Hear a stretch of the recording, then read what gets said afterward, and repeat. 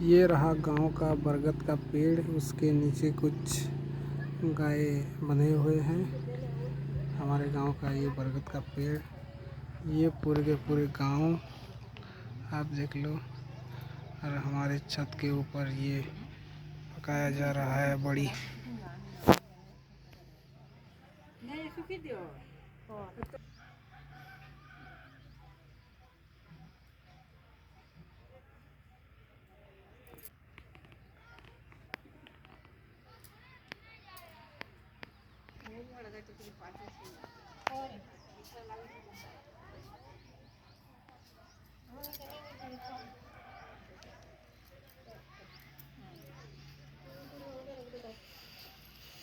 तुल्ले हवा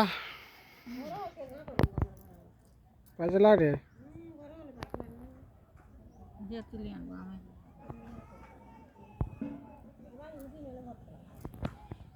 Hati